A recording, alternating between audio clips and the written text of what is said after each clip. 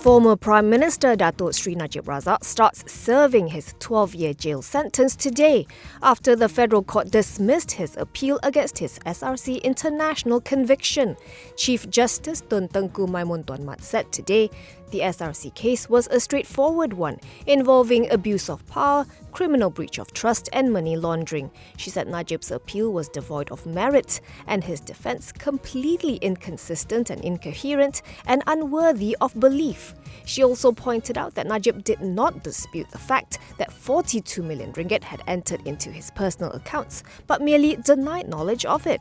She said that the High Court's findings are sound, while the Court of Appeal was correct to uphold the lower court's verdict. As for his sentence, which also includes a 210 million ringgit fine, the Chief Justice said it is not manifestly excessive. In 2020, the High Court found the former Premier guilty on one count of abuse of power with regard to the approval of loans totaling 4 billion ringgit from Retirement Fund Inc. to SRC.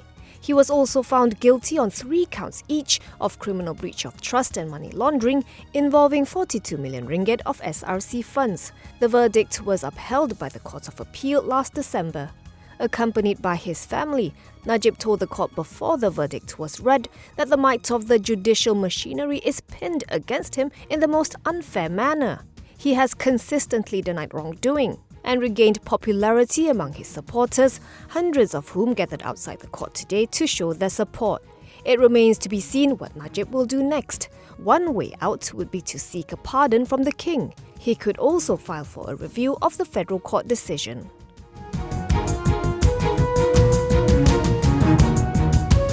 Sime Darby Plantation booked a 31.6% rise in second quarter FY22 earnings, driven by improvements recorded at its upstream and downstream segments and profit from non-recurring activities.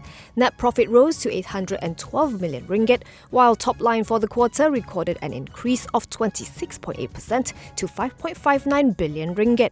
It declared an interim dividend of 10 cents per share.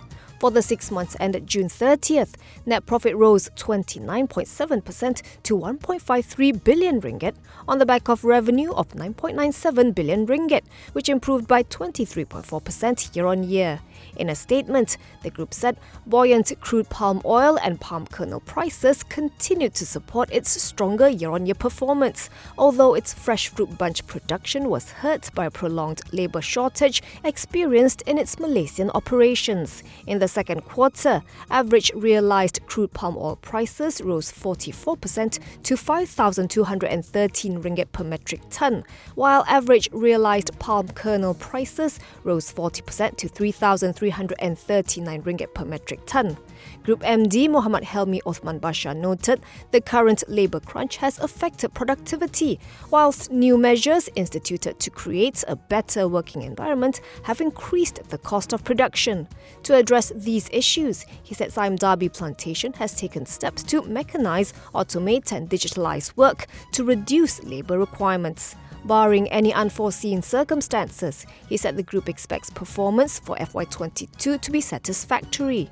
At the close, the counter fell 2.2% to 4.40 ringgit, valuing the group at 30.43 billion ringgit.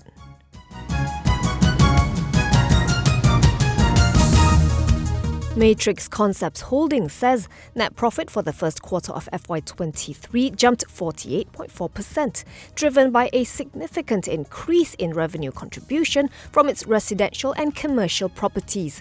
Quarterly earnings came in at 47.03 million ringgit, on the back of a 40.3% growth in revenue to 229.3 million ringgit.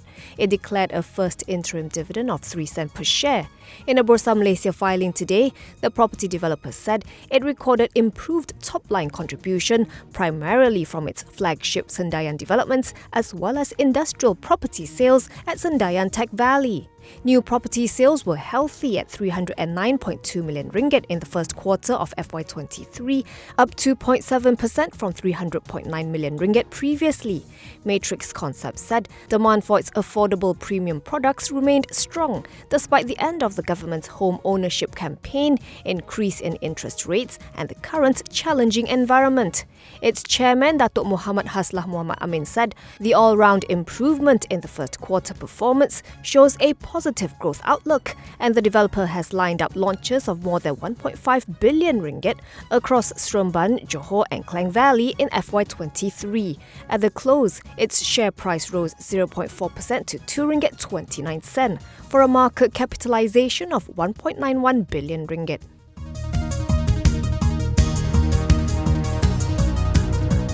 Star Media Group made profit in the second quarter of FY22 following the absence of impairment charges and as revenue rose. The publishing group posted a net profit of 1.81 million ringgit compared to a net loss of 37.85 million ringgit in the second quarter of FY21. Quarterly revenue rose 13.9% to 53.22 million ringgit. For the first half ended June 30th, Star Media posted earnings of 4.33 million ringgit against a net loss of 51.5 million ringgit a year earlier, as revenue grew 17.9% to 105.32 million ringgit.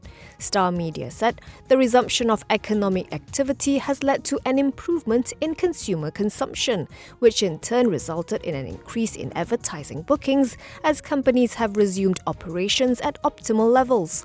This has translated into growth in the second quarter of FY22. Despite the improvement, it expects market conditions to remain volatile in the face of global uncertainties and said it will continue to improve its operational efficiency.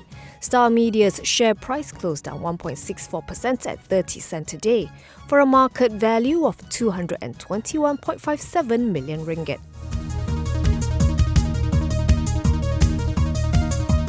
The KL High Court has appointed an interim liquidator to take control of Cerebral Dynamic Holdings and 3 of its subsidiaries after the troubled oil and gas company breached a consent order that requires it to start repaying a syndicated loan owed to 6 banks. The interim liquidator will have power to control the company's affairs until the full appointment of a liquidator to kickstart a winding-up process. The hearing of a winding-up petition against Cerebral Dynamic is scheduled for January 10th next year, with a decision possibly delivered on the same day.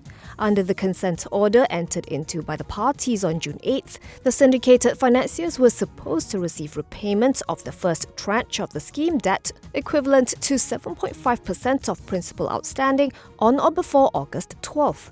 It also expressly states that in the event of a default, Cerebral Dynamic and its related companies shall not object or oppose the appointment of an interim liquidator. In his ruling today, High Court Commercial Division Judge Nazarin Wok Nordin noted that Cerebral Dynamic had failed to comply with the payment terms, and so the consent order must be given effect thereto. Nazarin said his decision also took into consideration all the surrounding circumstances and the rather checkered history of Cerebral Dynamic companies. He highlighted the extremely huge debts incurred by the companies and said that these are, in terms of number and value, very significant and must be given due weight. Cerebral Dynamic shares traded 5.9% lower at 8 cents for a market capitalization of 298.18 million ringgit.